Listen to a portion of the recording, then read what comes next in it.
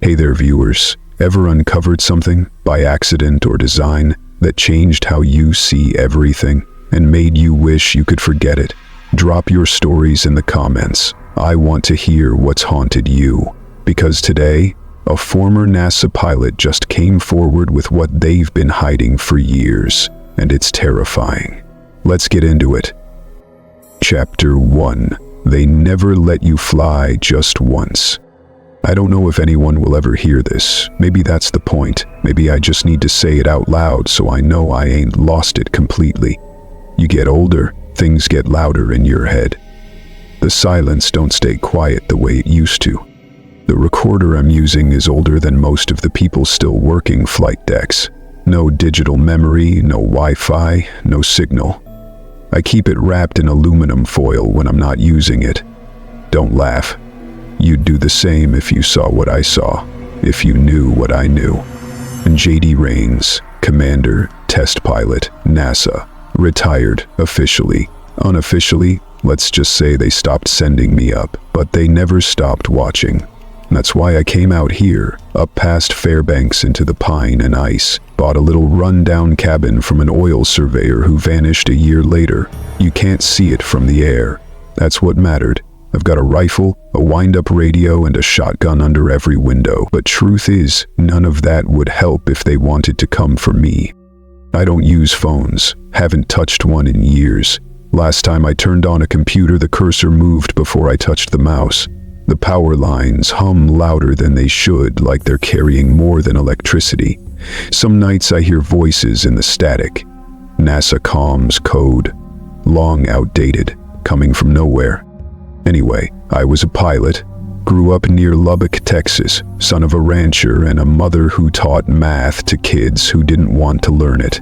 I enlisted before college, figured I'd work my way through the Air Force like my uncle did. Did well enough in the sky, they pulled me for experimental aircraft by the time I was 30. You don't think much when you're up there. It's fast, it's simple, and you trust the engineers to keep the damn thing from falling apart. NASA came knocking in '98. Cold interview, colder eyes. They wanted people who didn't ask questions. I was good at not asking questions back then. If the paperwork said temporary atmospheric data retrieval, I flew the mission. If it said payload unknown, I still flew it. I figured the folks behind the curtain had a reason. But they never let you fly just once. Not when you've seen the kind of things I saw. Not when you've been that high and come back with questions in your eyes. They don't like questions. I remember the camaraderie like it was a second skin. Guys and gals who didn't blink twice at G-forces or silence on the other end of a comms link. We trained until muscle memory overrode fear. There's something holy about that kind of work. Sacred, even. You sit in that cockpit and feel more alone than anyone on Earth, and yet you're part of something so much bigger than yourself. Then there was the professionalism, cold as steel. Some of the best minds I ever met couldn't hold a conversation, but could calculate orbital vectors like they were reciting bedtime stories. We weren't allowed to bond too closely. Some missions came with rotations so tight, we'd brief with people we'd never see again. It was always need to know, and most of us didn't. But I knew. I knew when something changed. Around 2004. They pulled me from scheduled test flights, reassigned me to a hangar I'd never been in before. No markings, just a white badge, a retinal scan, and a silence that sat on your shoulders like weight. They briefed me with 2 words, special op. No destination, no payload, no expected duration. All I got was a set of coordinates and a flight schedule carved into a clipboard without a signature. It wasn't logged in any of the standard systems. That flight never existed. Back then I still trusted them. Thought maybe we were tracking Russian prototypes or high-atmo drones gone rogue. Thought maybe it was another Cold War relic surfacing, some damn relic floating where it shouldn't be. But the way they looked at me during the debrief, like I was just another instrument. They knew more than they said, and they didn't plan on telling me a damn thing. That mission, I'll get to that. I guess what I'm saying is, the stuff I flew toward, the thing they found or followed or called in, it wasn't man-made. Hell, it wasn't even behaving like a thing that wanted to be found. They told me I was chasing atmospheric interference, that's what they called it, an anomaly in the EM field. But when you're 200 miles up and your instruments show no signal bounce, no transponder returns, no heat signature, and still you see it, that's not interference. After that flight, I started keeping notebooks, dozens, all handwritten. I don't keep them all in one place. They're buried across half the state in weatherproof tubes, one inside the back wall of this cabin, another under the roots of a dead pine up the ridge. Not because I'm worried about people reading them, I just know they've tried to take them before. I got a letter once, no return address, just typed block letters inside. The sky is watching too. That was all it said. Another time a man showed up here. Didn't knock, just stood 50 feet back from the porch. Black jacket, boots, nothing else notable, except for the ring NASA insignia etched into obsidian. We don't have rings like that. I'd never seen it. I stepped out with the rifle and he smiled, turned and walked back into the trees. Haven't seen him again, but I still find footprints in the snow on mornings when I know damn well I didn't leave the house. I'm not crazy. That's what people always say, right before they say something crazy, but I'm not. My mind's still sharp, sharper than it was when I first sat in the Raven's cockpit. I know what I saw, I know what I heard, and I know it didn't stay up there. They sent me up towards something they'd been tracking for years, something they never wanted the public to know about. They didn't tell me what it was because it was never meant to be identified. I found it. I flew close, and since then, I've never been the same. You don't fly that high, see something that still doesn't fit in any book, and come back normal. The doctors tried. They called it spatial disorientation, latent stress trauma, oxygen deprivation.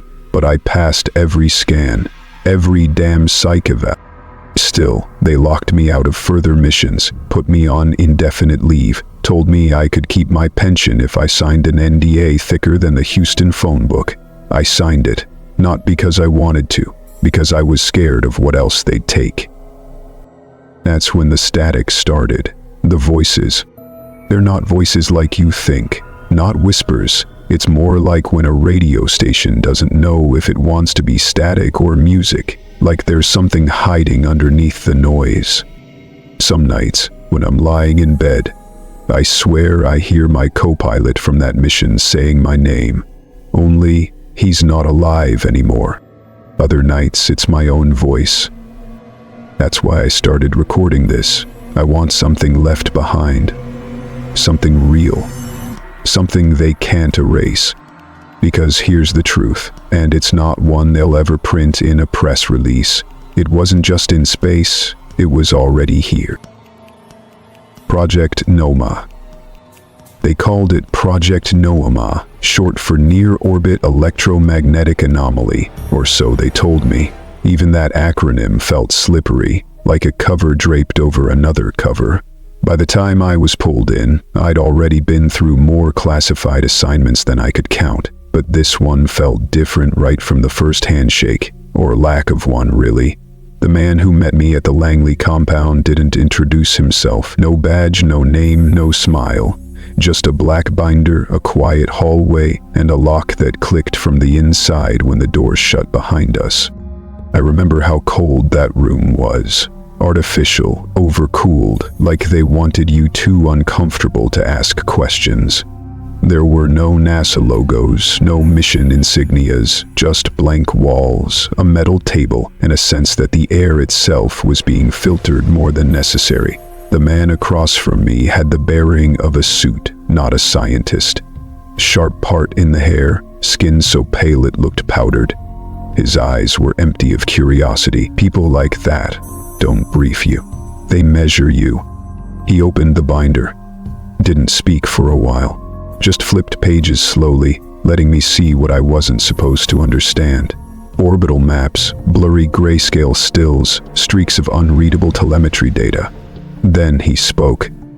"You're being selected for a flight under designation NOMA. You will not log this flight. You will not retain material copies of any data you recover. You will not speak to personnel not cleared for Tier 7 orbital phenomena." I asked what the mission parameters were. He looked at me the way someone might glance at a spider on the wall. Calculated disinterest. "There is a point of interference approximately 800 kilometers beyond geosynchronous altitude. It is not natural, it is not orbital debris, it is not communicative." A pause, deliberate. "It is absorbing." That word hung there, heavier than it should have been. Absorbing what? Light, radiation, heat, signals? He never said. Just slid a folder toward me and leaned back like his part of this exchange was already over. Inside the folder was a grainy capture, something triangular, almost featureless, drifting above Earth's curve like a predator hovering above its prey. No detail, no dimensions listed, just a caption beneath. "The Relay." I laughed. I remember that. Just a dry, disbelieving scoff. Relay to what? He didn't answer, just nodded to the door where another man was already waiting. The next 48 hours blurred. I was relocated to a hangar complex I'd never seen before. On the books, it didn't exist. Out past the usual Langley perimeter, through 3 checkpoints and a tunnel system that never saw daylight. No signs, no names on doors. Every door opened with a sound like something being unsealed from the inside. They assigned me to the X-49 Raven. She was unlike anything I'd flown before. Sleek like a needle, matte black skin like obsidian, and an exhaust system that didn't show up on infrared. Built for silence, speed, and stealth, she looked like she belonged in a future someone was trying to deny existed. No engineers introduced themselves. My pre-flight team wore unmarked uniforms, faces down, only speaking when spoken to. I asked about the Raven's radiation shielding. No one answered. I asked about the avionics. It was a ghost system, half manual, half guided by something they called predictive vectoring algorithms, which, frankly, sounded like nonsense. But what unnerved me most wasn't the tech. It was how few people were around. A flight this complex should have dozens of specialists, safety officers, comms analysts. I counted maybe 6 people in total, and none of them made eye contact.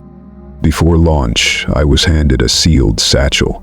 Mission profile, do not open until in upper ascent.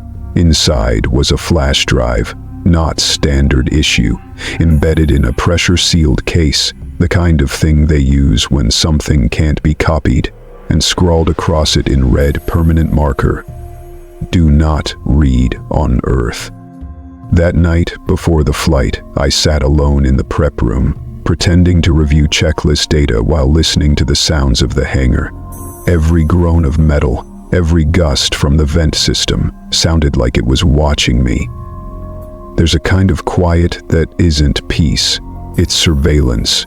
You don't feel it in your ears, you feel it between your ribs.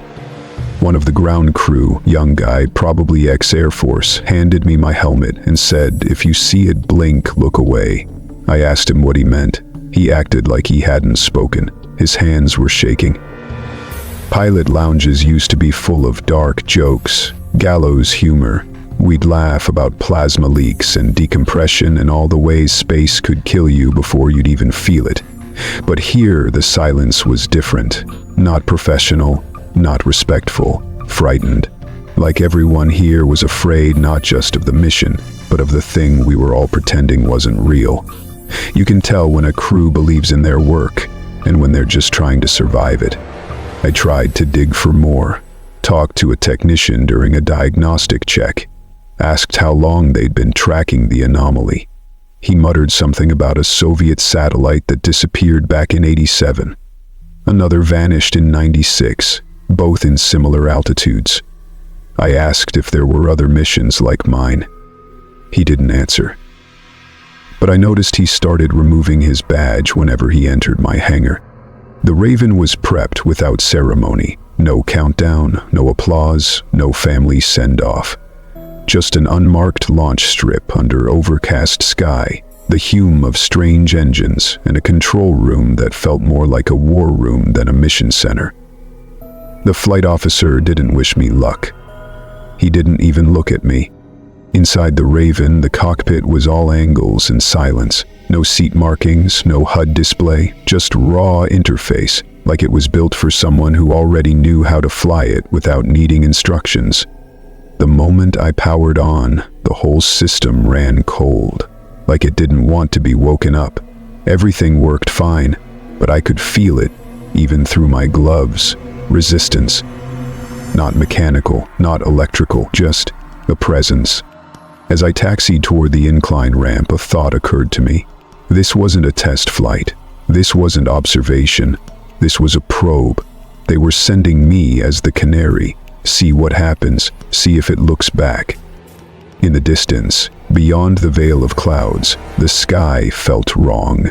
Too still, like it was bracing for something. I adjusted my visor and caught a flicker in the peripheral horizon. A shimmer, maybe, or a distortion like heat above asphalt. But there was no heat, no sun, just cloud and shadow, and something waiting beyond both.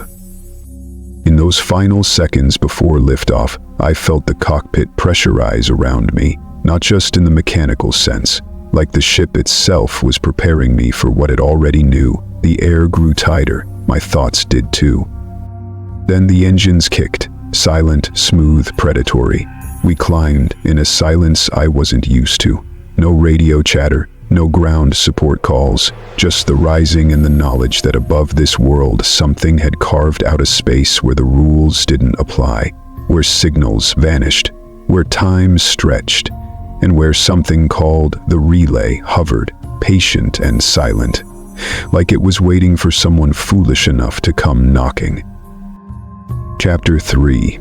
Above the Silence. The Raven wasn't built for comfort. She was a creature of speed, designed with stripped-down purpose and sharp edges. No insulation beyond what kept the metal from boiling your blood or freezing your bones.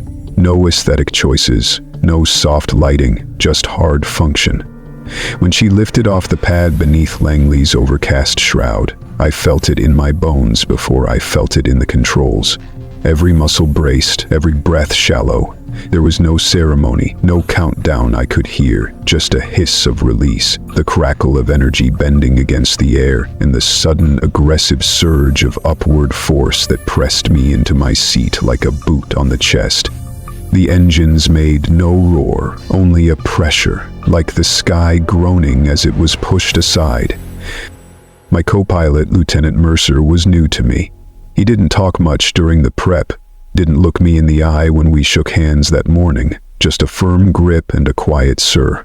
He was younger, maybe early 30s, clean-cut in that scrubbed way that suggested he'd been pulled straight from black flight ops into something darker. They don't put green recruits on these runs. He had the dead calm of a man who already saw what happens when plans fall apart at 30 kilometers per second. I didn't ask questions, there wasn't time, and besides, we were just there to fly. Initial ascent went smooth. Raven's engines purred like coiled metal, whispering through the atmosphere with hardly a tremble. We hit Mach 3 within the first 3 minutes, the upper clouds streaking by like painted ghosts. Outside the canopy, the blue thinned into black, stars winking faint and distorted through the distortion layer. Inside the cockpit, the lights flickered now and then, subtle, almost dismissible. But I always noticed. The display ran cool, but the inertial gauge ticked in micro hiccups, like it couldn't decide where we were. Mercer called out our telemetry in a steady rhythm, watching the vector climb with the kind of detachment they train into you when screaming doesn't help. Trajectory nominal, altitude 650, EM reading stable, I responded with a calm that felt performed. Copy, we're cold and climbing. We both knew that wasn't quite true. The Raven had begun to vibrate, not through the hull, but through the controls, a slow, low-frequency buzz I could feel in my gloves, not hear in my ears. Something out of tune with the rest of the ship, a note that didn't belong.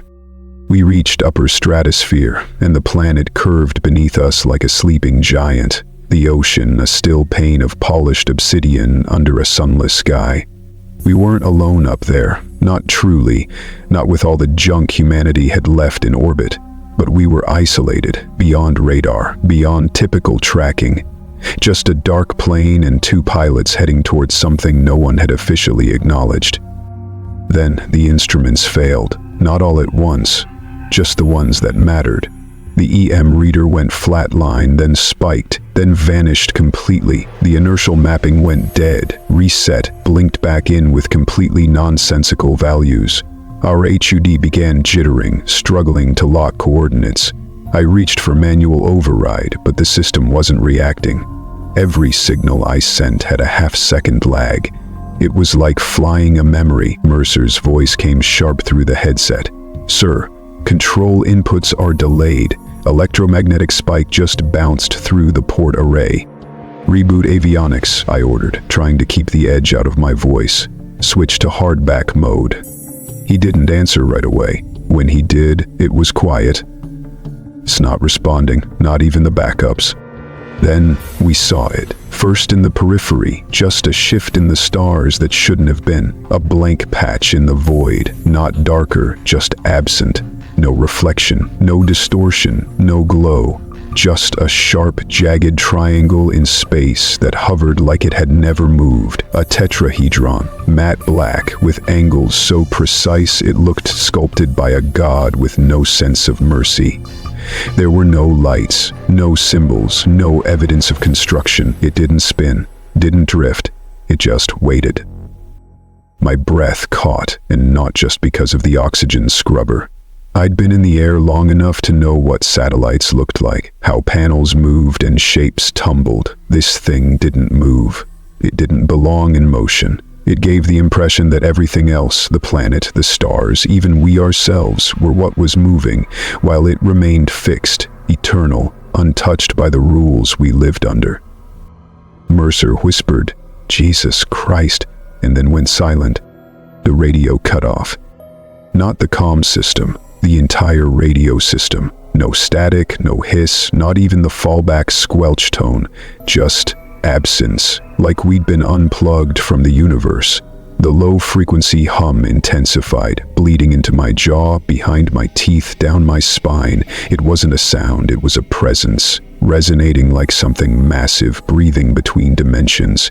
It wasn't coming from the object, it was coming from everywhere, from inside the ship, from inside me. I turned to check on Mercer, and my stomach twisted. His eyes were wide open, but his pupils were dilated until there was no iris left. Blood floated in small globules from his nose, hanging weightless in the cabin like red stars in slow drift. His body was slack. The suit sensors blinked erratic. Heart rate spiked, then dropped into flatline. I reached across to check his vitals manually, but as soon as I touched his shoulder, the buzz grew louder, so loud I felt it in my molars. The moment my glove made contact with him, something changed in the cockpit lighting, a flicker, like the ship noticed me noticing him. I pulled back. The relay loomed closer now, or maybe we were drifting toward it. I couldn't tell. All propulsion readings were gone, but we were still moving. It felt like being pulled without motion, like gravity had been rewritten. I wasn't flying anymore. I was being reeled in. My helmet's internal display began displaying things I didn't recognize. Geometric figures, impossible equations, recursive code fragments that rewrote themselves faster than my eyes could follow. And then the whispering started. Not voices, not language, something older, deeper. My thoughts began stuttering, not panicked, fragmented. I thought about my mother's hands, the smell of burnt insulation, static on a television left on all night. I thought about things that never happened. I thought about falling up. Some part of me screamed to regain control. I reached for manual thrusters, but my arms moved sluggish, like swimming through syrup. I pressed the ignition override, but nothing happened. My vision narrowed, black blooming at the edges. The relay's surface changed, not visibly, but in implication. My mind inferred something new, something intelligent, something that had never needed light to see or ears to hear. My last clear thought was that it wasn't watching me, it was remembering me. Then came the blackout. It wasn't like sleep, it wasn't like fainting, it was extraction, like something peeled my awareness out of my skull, held it to the light, studied it, and decided what parts to put back. The last thing I remember was the blood drifting like red feathers, and the feeling that we had never truly left Earth. Only the version of it we understood. And then, nothing. Chapter 4. Echoes in the Debrief. When I woke, I knew I wasn't on Earth. Not the Earth I remembered, at least. The sensation was wrong. My sense of time, pressure, even gravity, none of it sat right in my bones. It was too quiet.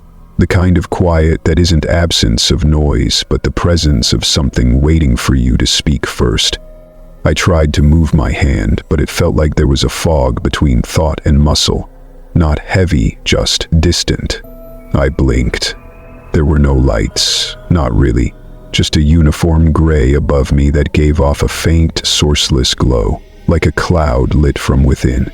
I was lying on something cold. Not metal, not soft, not a bed, no blanket, no sheets, just a platform, long enough for my body and no more. I couldn't see any corners. The room had no windows, no clocks, no walls I could really define. Just the sense of enclosure. It smelled faintly of bleach and something else, something old. After a while, I sat up. My helmet was gone, my suit stripped away. I wore plain white scrubs, thin, scratchy, surgical in their anonymity.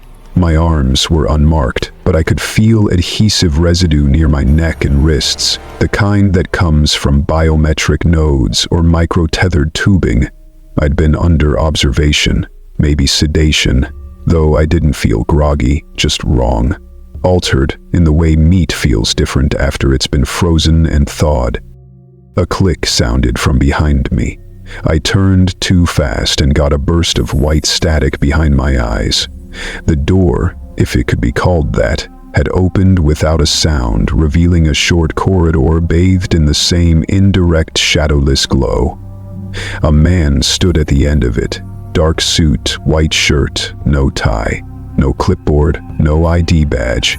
His hair was short, neat, and his eyes were unreadable. He gestured, a slight motion with one hand, no words. I followed. The hallway led to a debrief room, small table, 2 chairs, cameras built flush into the ceiling if I had to guess. No windows, no monitors, just a voice recorder already turned on and spinning tape. The man gestured for me to sit. I did. He remained standing. "Commander Rains," he began, tone clinical, voice without edge or interest. "You were recovered following Mission Protocol 493A, Emergency Descent Vector 7. Your aircraft sustained critical systems failure. Do you recall the incident?" I looked at him. "Where's Mercer?" "Lieutenant Mercer is under medical evaluation. His condition is stable, for now." I leaned forward. "What do you mean, for now?" The man didn't blink. "You experienced a shared exposure event. Your vitals during recovery indicated elevated cortisol, compromised cognitive reflex, and partial memory fragmentation. We believe both of you encountered a neurochemical episode triggered by hypoxic stress in high exo-orbit." "That wasn't hypoxia," I said. My voice came out rough, foreign. "I know what hypoxia feels like. This was different. We understand trauma often presents with non-linear symptoms." He continued, ignoring the correction. "The mind processes extreme stress with projections, sometimes visual, sometimes auditory. Hallucinations of structure, sound, even perceived time-lapse are not uncommon." "You think I hallucinated a 100-meter tetrahedron?" I said, voice sharper now. "That thing wasn't stress. That thing was real. It was up there. It didn't move. It didn't reflect. He raised a hand. Not as interruption, as silence, a gesture as practiced as it was dismissive. "Commander," he said, and there was something colder in the way he said it now.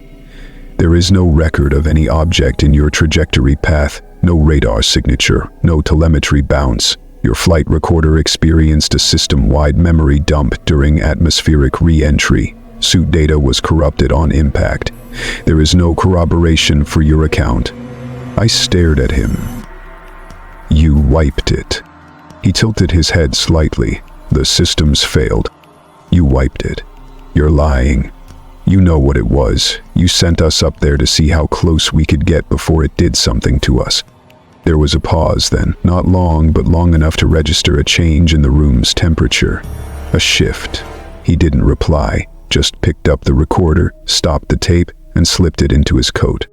"Rest. You'll be debriefed again in 72 hours. You'll be reassigned. You'll return to base." He turned and walked out, the door sealed behind him like a vault.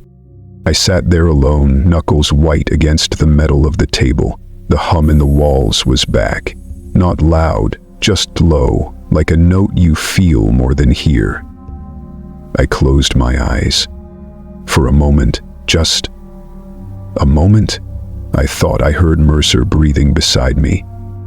But I was alone. Later that day, I think it was a day there were no indicators of time, I was escorted down another hall by a silent attendant in a medical uniform. He didn't speak, didn't respond to my questions.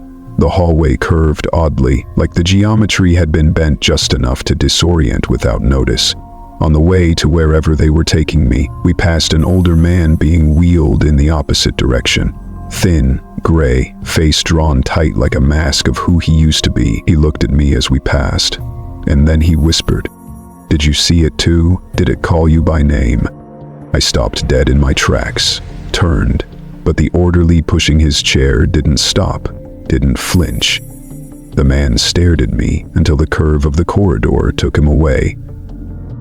I asked my escort who that was, got no reply, not even a blink, just forward motion, efficient and mechanical. They brought me to a new room, no better than the last. Brighter light, fainter smell of ammonia. I sat on the cot for what felt like hours. I scratched my fingers against the wall, found a seam so fine it felt like the corner of a memory. Every few hours, or what I guessed to be hours, a food tray arrived. Same meal every time. Protein paste, synthetic greens, a cup of water that tasted off, like the molecules had been boiled too many times and rearranged. One day, I'd lost track of how many. Someone knocked. Not a knock exactly, but a single rap, followed by the hiss of the door opening. A different man now, stockier, older. He said nothing, just nodded once and gestured for me to follow. I did. We walked past a series of sealed rooms, through a narrow utility hallway, then up a stairwell that didn't match the rest of the facility's design. It was older, more industrial, like part of another building they'd repurposed and buried under layers of drywall and bureaucracy. At the end of it all was a glass panel set into the wall. No sign, just the window. Behind it I saw a burn pit, enclosed, isolated. Two men in hazmat suits stood over it. One held my flight helmet, the other my suit, torn in places I hadn't remembered tearing. They moved slowly, reverently, as if handling something sacred or contaminated. They dropped the helmet in first. It hissed, then curled inward like plastic in a fire. Then the suit, then the rest. Data packs, boots, anything that had been part of that mission. Burned. Not sterilized, not stored. Erased. I stood there watching as my last connection to that flight melted into smoke behind glass. "You're being discharged," the man beside me said. His voice was neutral, but I could hear the edge beneath it. Not threat, not comfort, just an ending. "Your memory of the event is considered incomplete and unreliable. Psychological strain, sensory failure, hypoxia. You'll receive full benefits. Standard NDA enforcement applies. Your record will be sealed under executive tier clearance." I turned to look at him. There were no stars, I said. His eyes flicked sideways. What? Up there, when we got close to it, the relay, there were no stars behind it. They were just gone. He said nothing, just reached into his coat and handed me a clipboard. I signed, because I knew if I didn't, I wouldn't be discharged. I'd be buried in the part of this facility with no stairwells. I left with no fanfare, no escort, just a folded set of civilian clothes and a plane ticket I didn't use. I walked out of that facility and into a world that hadn't noticed anything had changed, and maybe it hadn't. Not in the way anyone could see. But something was different now, in me, around me, because when I close my eyes, I still hear it. Not the relay, the silence behind it. Chapter 5, the sound beneath everything. Reintegration was the word they used in the final debrief. Give it a few weeks, Commander. Relax, let yourself process the experience. Your life will return to normal. You've earned that. I didn't argue. I didn't tell them I didn't believe in the word normal anymore, not after what I'd seen. I nodded, accepted the discharge paperwork, took the civilian clothes they handed me, and walked out of that facility with the same face I'd walked in with. But everything underneath had been hollowed out, burned away by something none of them wanted to talk about. I went to Washington first, back to the apartment I still had near the Navy Yard. It was sterile, clean, always more temporary than permanent. I hadn't lived in it so much as slept in it between assignments. There were still dry cleaning tags on shirts I'd forgotten I owned. Still the same unopened bottle of whiskey in the cabinet, the kind someone gave me at a retirement party for a colonel I barely knew. The blinds were drawn. I didn't open them. I didn't want to see people walking on sidewalks or cars idling at intersections. It felt wrong somehow, like watching insects perform rituals that didn't matter anymore. That first night, I tried to sleep. I lay still for hours, staring at the ceiling. The house was quiet, but the quiet wasn't empty. It pulsed. It started low, like a soft hum beneath the surface of the air. I turned off the fan, unplugged the refrigerator, pulled the batteries from the smoke detectors. Still there, faint but constant, a frequency that didn't come from anything electrical. I turned on the radio. Static hissed from the speakers. Then I shut it off and the frequency grew louder, as if the static had only been covering it, masking something older beneath. I pressed my palm against the wall. It felt like it was vibrating. I walked outside at 3 a.m., needing air, or something like it. The city lights felt too bright, the street too empty. A stray dog stood at the corner of the alley, just watching me. Didn't growl, didn't blink, just stared. Body tense like it had already sensed something that didn't belong. After a minute, it turned and ran. Not from me, but from something I couldn't see. 2 days later, I tried to email Mercer's emergency contact. The message bounced. I tried another, an old colleague from the Johnson Space Center who owed me a favor. The email didn't bounce, but no reply came. I sent a third, using phrasing vague enough to not draw flags but clear enough that anyone who'd been in the right loop would understand. Did the lights go out for you too? A single line came back. Untraceable sender. No name, no subject, just the body. Don't ever mention that flight again. They're watching you. That was when I started watching them back. I left Washington within the week, sold everything I didn't need and bought a used truck from a guy who didn't ask questions, drove west. I remembered a stretch of land I'd once hunted in Montana with an old flight instructor who claimed he knew places where even satellites didn't bother looking. I found it again, more or less, and bought a parcel of it through a Shell LLC. The cabin I built was bare bones, off-grid, stocked with hand tools, batteries, and canned food. No internet, no smart anything, no GPS, just a shortwave radio, a hand-crank generator, and books. Hundreds of them, because sometimes the old world hides truths better than the new. The silence followed me. Out in the forest, there should have been wind, birds, leaves rustling.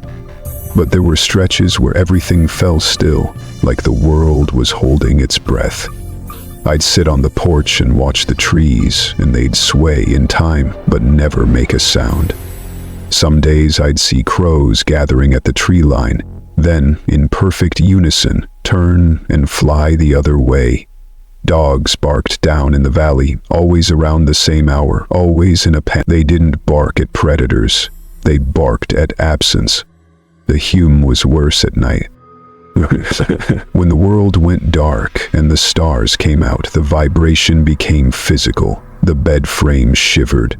My teeth ached. I began noticing patterns in it, like a rhythm or code just beneath comprehension. It wasn't random, it was repeating. I recorded it once, using a magnetic tape recorder from the 70s, one of the only devices that didn't distort the pattern outright. Played it back and heard something impossible. In the static, buried deep, was my voice, not an echo, not a hallucination. Words I hadn't spoken aloud. A sentence I hadn't thought in years, from a childhood memory I hadn't visited since my mother's funeral. Don't forget the wire, JD, it cuts the current when you're not looking. That was what she'd said when I was 6, helping her fix a frayed lamp cord. I hadn't remembered it until the tape repeated it back to me, in my voice, in her tone. That's when I began digging. I drove into town once a month to access a public records terminal. Nothing traceable. I didn't use my real name, just sat quietly in the back of the county library searching declassified files, Cold War archives, and FOIA databases that hadn't been fully redacted. Most of it was garbage. UFO sightings, weather balloon logs, forgotten press releases.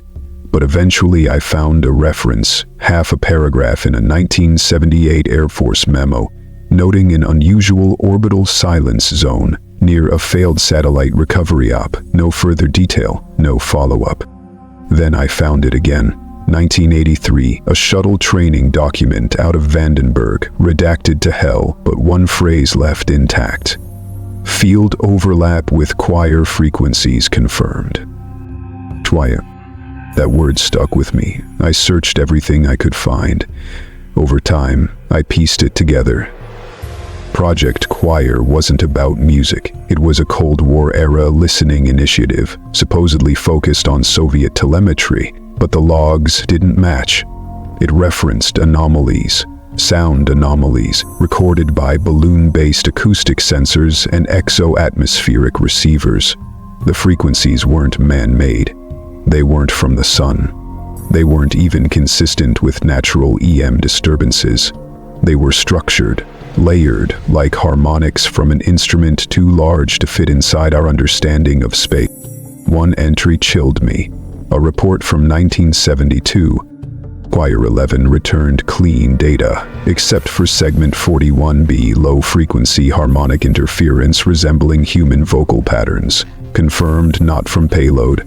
Pattern matched to partial linguistic phonemes. American English. No crew aboard. I kept reading. Years of it. Disjointed mentions, fragmented case files, satellite programs quietly retired, missions rerouted, astronauts pulled from flight rosters with no explanation.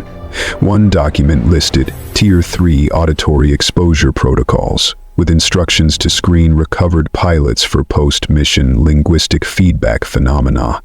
The symptoms were always the same: insomnia, sensitivity to static, auditory hallucinations, memory bleed. They'd known about the relay, or things like it, since before Apollo, since Gemini. I didn't sleep much after that. Every night I'd sit by the shortwave, slowly scanning the frequencies, listening to the silence between stations. Sometimes the hum would surge, and I'd feel pressure behind my eyes, like my skull was resonating. I'd hear words. Not mine, not human, just impressions, not voices, intentions.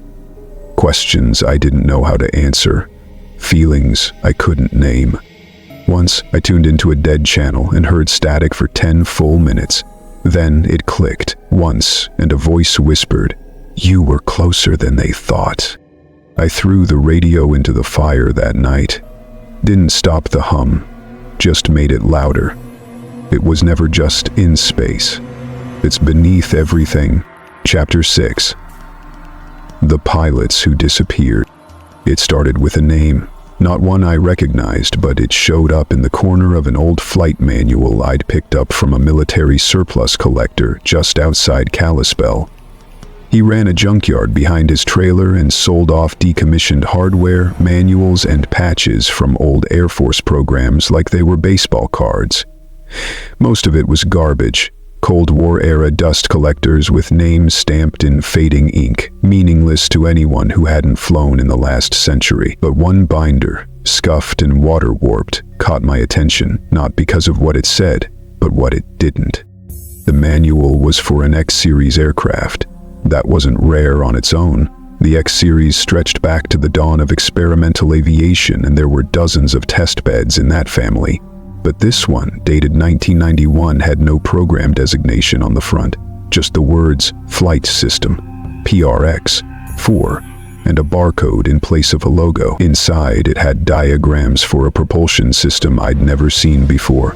Hybrid thrust gimbal units integrated directly into the wing architecture, with schematics that referenced material composites I didn't recognize. The notations were precise but cryptic, and there were whole pages blacked out with thick bands of ink that hadn't aged with the rest of the paper. That told me they'd been censored after the binder had already aged. On the last page, near the bottom corner, was a handwritten name, Cole Emery Lasky. That name itched at something in my memory. I'd heard it before, but not in any official capacity. It took me 3 days of quiet digging, using burner connections and a hacked satellite internet rig I ran for emergencies only. The man hadn't been in any formal astronaut logs, no citations, no test pilot accolade, but there was a brief mention of him in a 1994 NASA internal memo I found through an unindexed archive. Lasky reassigned post-decompression incident, monitor for residual signals. Residual signals. The phrasing chilled me. I made a call. It was a risk, but I still had one contact left who owed me. A systems engineer named Daryl Moss, long retired, used to oversee propulsion calibration back in the early 2000s. He was a good man once, honest as he was precise. I hadn't spoken to him in nearly 15 years, but when I said PRX-4 over the line, the silence on the other end stretched too long. Then he said quietly, "Where'd you hear that?" I told him about the manual. I told him about Lasky's name, and I told him I needed to know if he'd ever heard of Project Choir or something called the Relay. There was another long pause. Then he said, "You need to come in person." He was in Oregon now, living in the woods, not unlike me, off-grid save for a satellite landline and an old truck he barely used. I made the drive over 2 days, camping in the truck bed at night, eating out of cans. I brought the manual with me. When I arrived, he didn't shake my hand, just stared at me like a man inspecting a wound he wasn't sure would heal. "You brought it?" he asked. I nodded. We went inside. His home was small, stacked high with unmarked boxes and hand-labeled tapes and protective sleeves. The walls were lined with acoustic foam. The air smelled like metal and paper. He shut the blinds, even though no one was around for miles. He sat me down and pulled out an old dust-choked binder. Inside was what he called the handshake list. It wasn't official. It wasn't even typed. Just a list of names written in slow, deliberate block letters, each followed by a code name, a date, and, if applicable, a note. He ran a finger down the list. These were the pilots who flew the silent paths. That's what we called the missions with no telemetry logging, no tower clearance, no black box. They weren't part of any government program because they weren't supposed to return. I asked him what that meant. He didn't answer, just kept flipping pages. "These people," he said finally, "were sent up into altitudes that don't technically exist. Not because they were too high, but because the space they entered wasn't mapped. There were frequencies there, zones where signal couldn't penetrate. Some of them came back changed, others didn't come back at all. And a few, he stopped. A few returned with things they hadn't taken up there. I stared at the page, at the names. Lasky was there, so was another name I knew. Brendan Cho, a Navy aviator who'd vanished in '98 after a supposed test run near Diego Garcia. I remembered the obituary, closed casket, flight malfunction. But there'd never been wreckage. There were 27 names total. Moss began to pull out old clippings, photocopies of redacted death reports, classified hospitalization files, military tribunal decisions sealed under behavioral inconsistency. They were all given cover stories, he said. Family told one thing, public told another, internal files tell a third, and none of them line up. I asked him why, what they were hiding. He looked at me with eyes that didn't blink. You already know. I told him about the relay, what I saw, what I felt, Mercer's collapse, the blackout, the voices in the static. He didn't look surprised, just sad. Then he pulled one last folder from under the table and laid it flat. The top page was labeled Echo Burn Protocol. It was a psychological profile flowchart. Contingency for post-mission subjects reporting non-physical communication phenomena. That was the phrase they used. Not hallucinations, not trauma. Communication phenomena.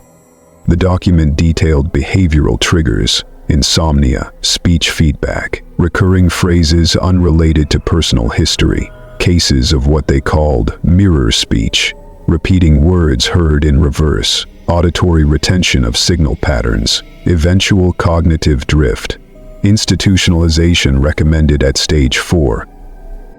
I flipped to the second page. There were photos, medical scans, audio transcriptions. One of the voices quoted said, "It sings in the dark, and it's always been singing." Another said, "They tuned me like a radio. I hear their questions inside my teeth." A third, "I wasn't alone in the cockpit. Something watched me blink." Moss shut the folder. "They recycle the stories," he said. "They tell the same lies, repackage them every few years, change the mission name, change the call signs, change the destination. But it's always the same place, the same object, the same outcome." He looked at me with that same hollow sadness. "You're in the loop now, you never leave it." I didn't stay the night. I took the binder, the folder, and the manual. He told me to burn them before the week was out. Said if I didn't, someone else would. I haven't heard from him since. When I tried to call again, the number was dead. Not disconnected, just dead. No tone, no click, just silence. The kind that listens. Chapter 7. The relay is listening. The first thing I noticed was the battery. I kept the pack under the floorboards, connected to a solar trickle charger that I'd reinforced myself with soldered caps and fresh leads.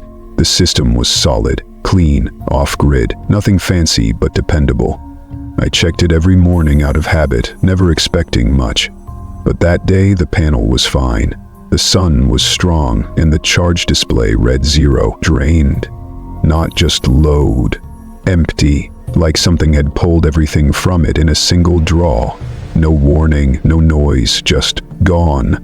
The wires weren't burnt. Nothing smelled of shorting or overload.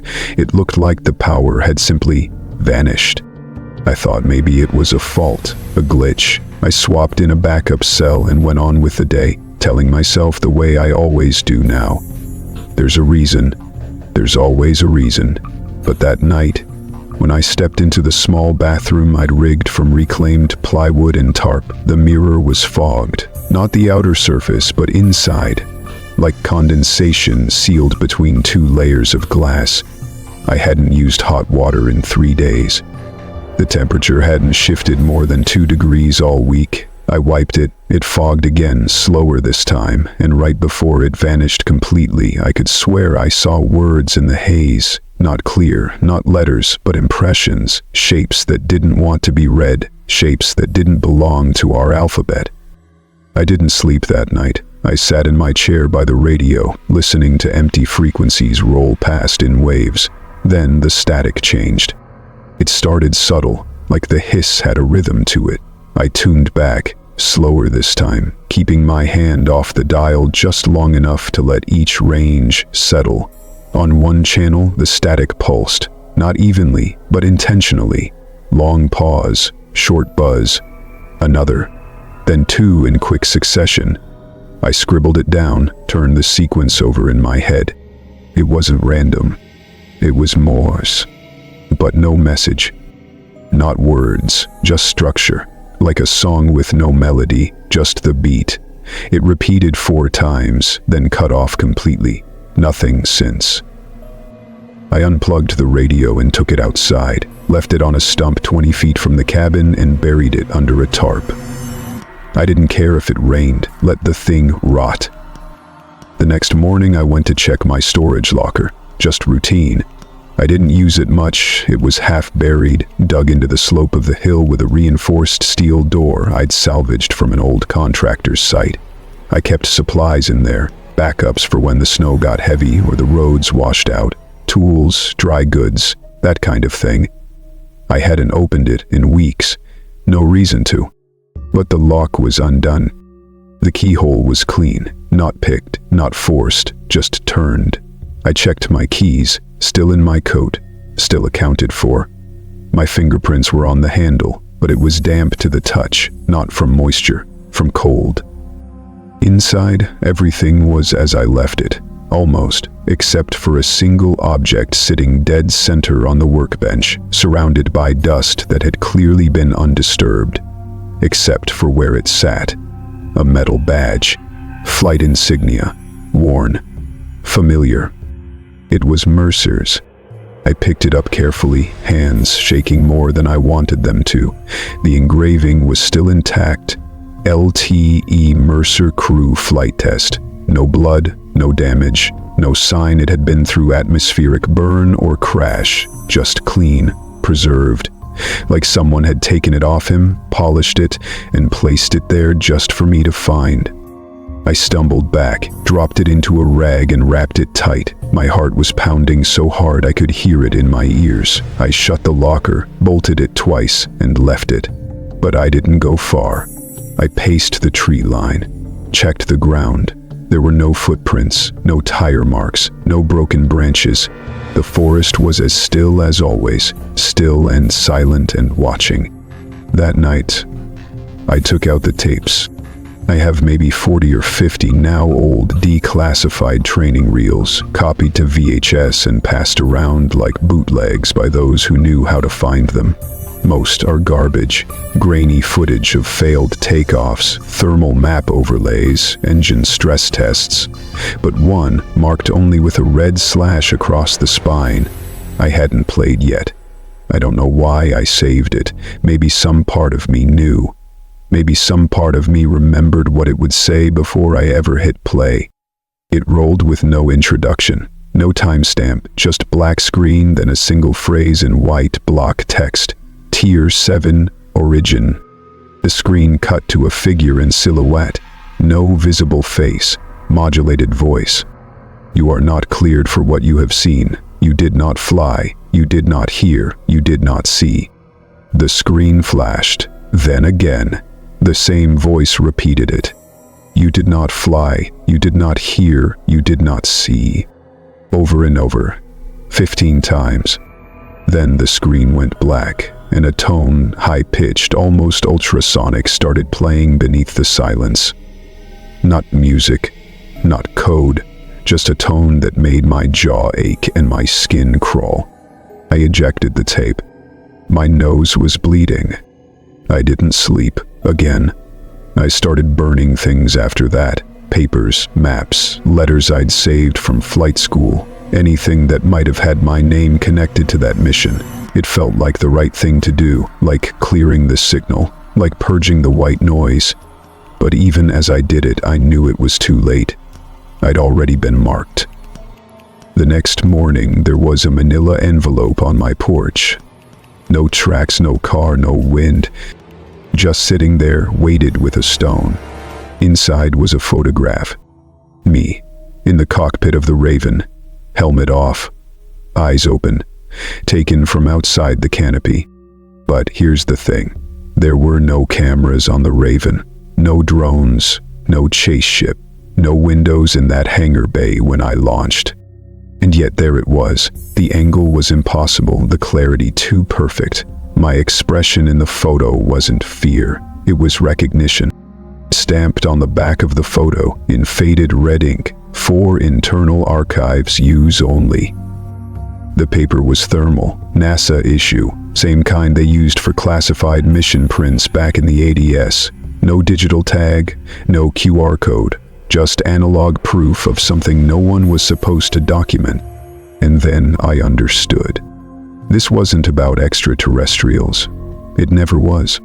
This was about proximity, about what we allowed to approach, what we invited without knowing, what we got close enough to hear and then turned our backs on and pretended had never happened.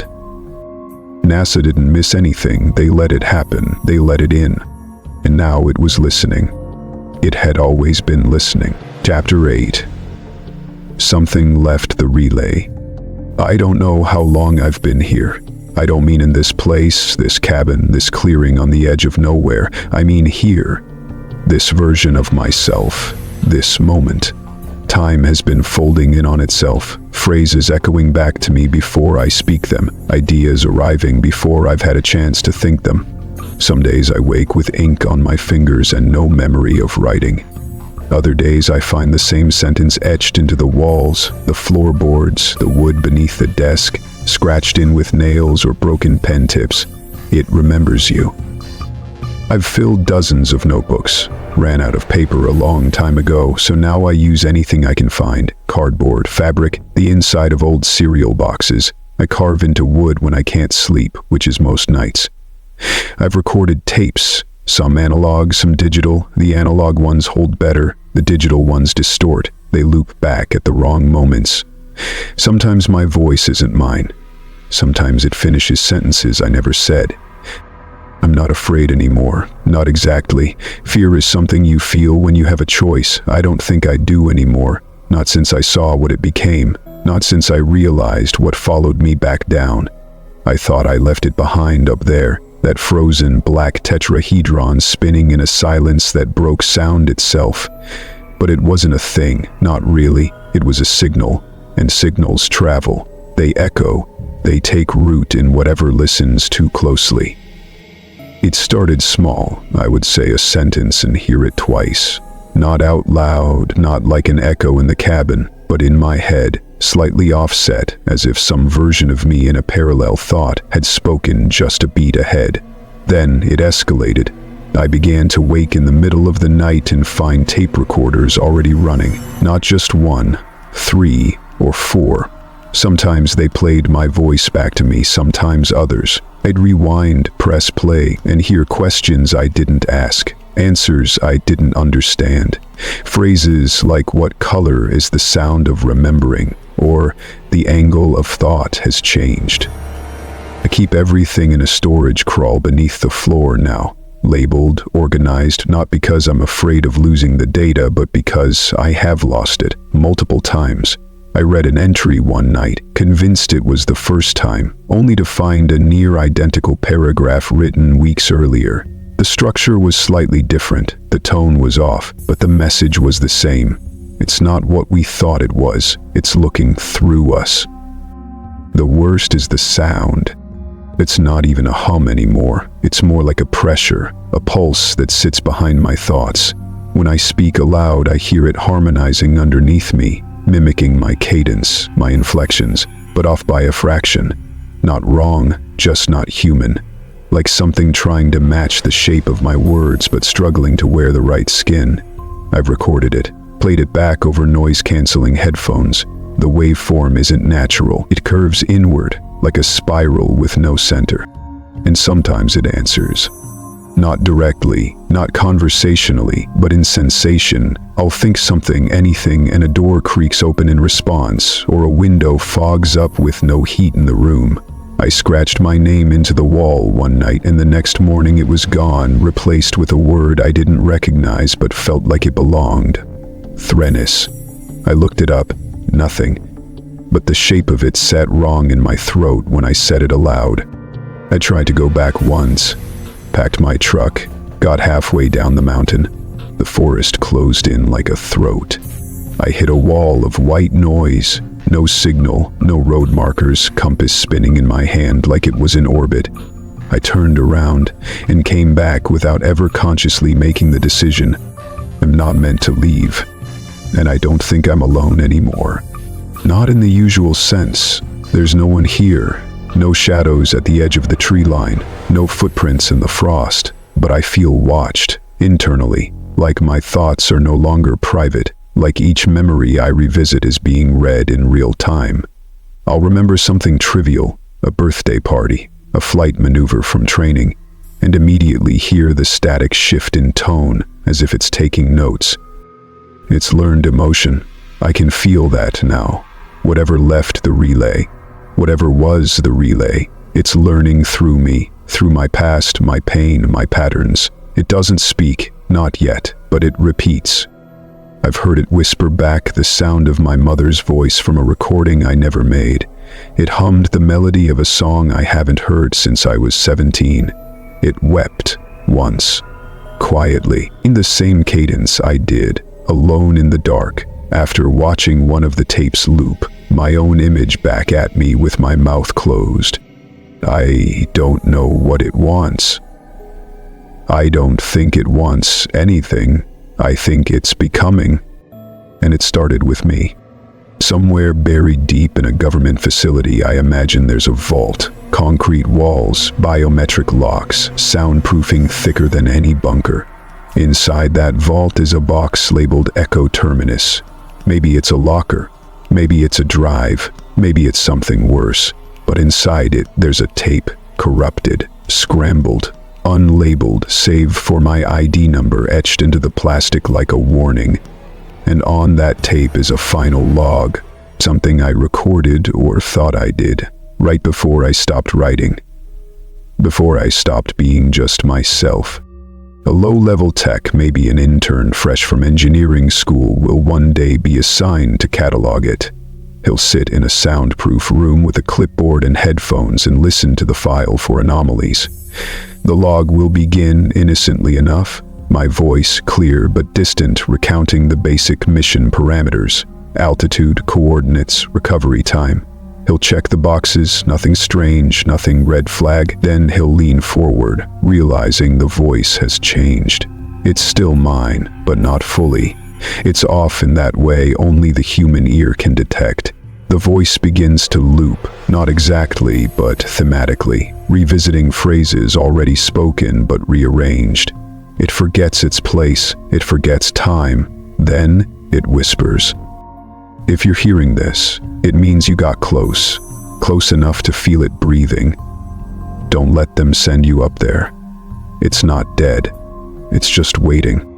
And the tech will feel something settle in the back of his throat. Not fear, not confusion, but recognition, a chill that slides behind the heart and whispers, "I've been heard." That's how it starts. Not with fire, not with lights in the sky, with remembrance. And no one will find me, they won't come looking, because officially I was never part of that mission. I was discharged, relocated. A casualty of stress or mental breakdown or some bureaucratic shrug. There will be no missing person report, no body to recover, just a cabin that eventually rots into the earth, full of words that weren't mine and recordings that answer back. I was the antenna. I was the frequency it needed. And now it's here,